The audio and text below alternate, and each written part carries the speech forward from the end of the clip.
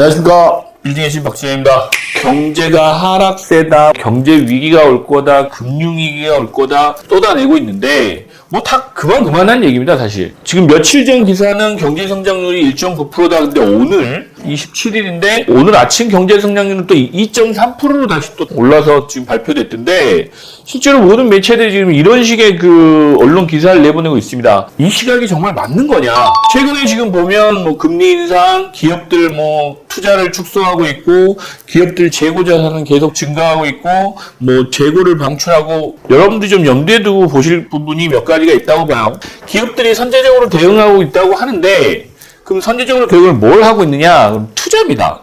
투자를 이제 기업들 같은 경우는 이익을 먹고 사는 그 집단이다 보니까 이익이 안 되는 건 안 하겠죠. 실제로 또 리스크 관리는 분명히 하고 있습니다. 기업들은 사실 저 대응하는 기간이 짧게 간다. 6개월에서 1년 정도밖에 안 됩니다. 6개월에서 1년 정도밖에 그 예측을 하고 가지 않기 때문에 올 연말에 투자 계획을 했다고 하더라도 오늘 발표를 해서 하반기는 투자를 안 하겠다고 해도 내년 상반기에 상황 보고 바로 또 투자할 수 있어요. 일반인들이 투자를 하실 때는 기업이 투자하고 있는 거에 대해서 예상은 하지만 저 사람들도 그냥 시장의 흐름에 그냥 동조하고 있다 정도지, 이 사람들은 언제든지 바뀔 수 있다 라는 생각도 하셔야 돼요. 두 번째, 기업의 이 재고 자산이 늘고 있다는 거는 비관론자들 입장에서 보시면 경기가 침체된다, 뭐 소비가 위축된다, 그래서 경제 위기가 올 거다, 뭐 이런 얘기로 이제 귀결되는 것 같아요. 내면을 들여다보면 기업 재고 자산이 는다는 거는 재고 방출을 해서 가격이 안정화된다라는 의미도 있어요. 무슨 얘기냐? 3월에서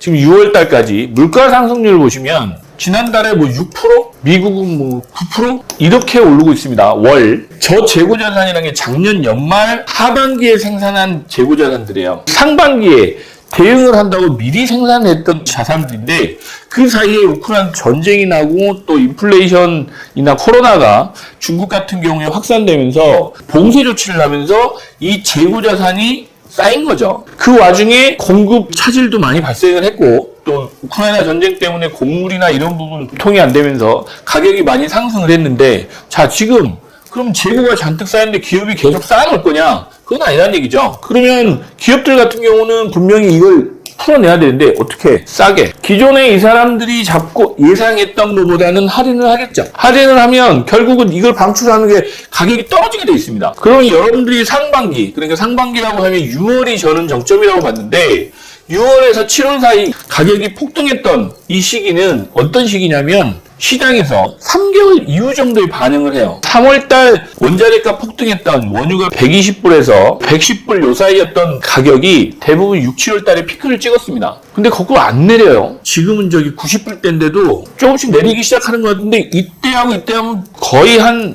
30% 정도 빠졌는데, 빠졌음에도 불구하고 지금 2,000원 하던 그 휘발유 가격이 해봐야 뭐 1,800원 정도면 10%밖에 안 내렸습니다. 그럼 더 내리겠죠. 그거 언제 내리냐? 8월, 9월.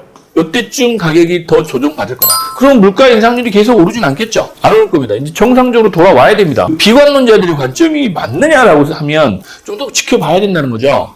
상담하시는 분들한테 8월, 6월 보자. 자, 물가가 분명히 지금처럼 계속 오르진 못한다, 이제는. 왜? 원자재 가격도 많이 내려와 있고, 물가 인상 요인 중에 가장 큰 게 기름이었어요. 원유 가격인데, 원유 가격이 경제가 침체될 거라고 생각해서 90불대로 떨어졌습니다. 지금 곡물 가격도 마찬가지지만, 우크라이나 지금 뭐 러시아하고 곡물 수출은 또 이게 합의를 했어요. 우리나라에 가장 영향을 많이 미친다는 중국이 봉쇄 조치를 풀었습니다. 특히 중국의 지금 관련 기사를 보시면 하반기에 중국도 경제 성장률을 5.5% 정도의 목표를 두고 맞추려고 하기 때문에 엄청난 투자를 지금 할 거다. 상반기 같은 급격한 물가 인상이나 뭐 이런 부분은, 공급 대란이나 이런 부분은 발생하진 않을 것 같다.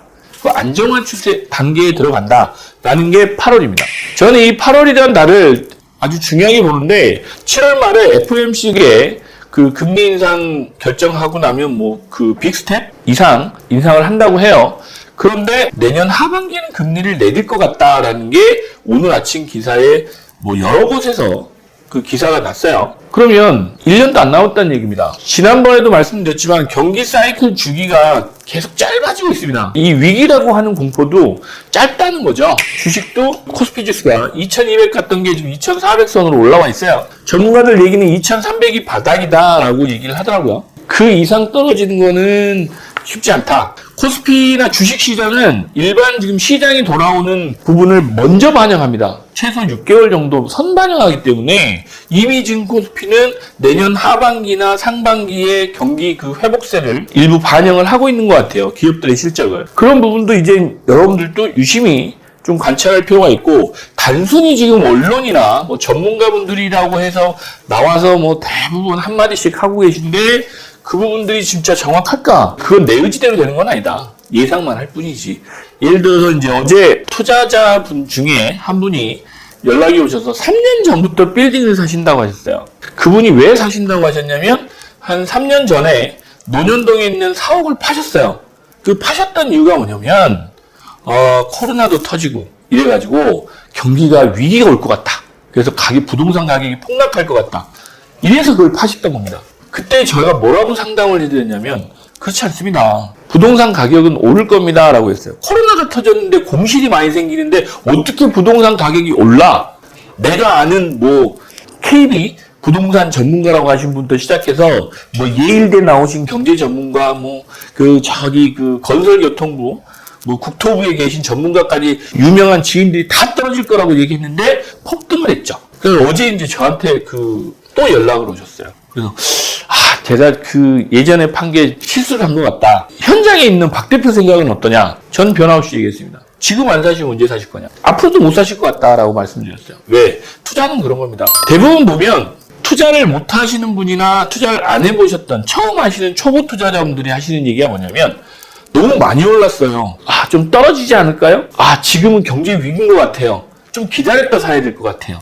라는 게 대부분 투자자들의 성향이 돼요. 여러분들이 좀 투자하는 관점에서 보실 때는 용기를 내셔야 되는 게 있습니다. 왜? 투자는 엄밀하게 보면 남과 비교해서 남보다 앞서가시거나 남들보다는 리스크를 많이 안고 가시는 분명한 상황이 있어요. 안정적이면서 또 리스크도 안기 싫고 또 돈은 벌고 싶은데 잃기는 싫고 이거는 없습니다. 투자 시장에. 그럼에도 불구하고 누군가는 투자를 하고 계셔서 자산을 늘리고 계시는 거죠.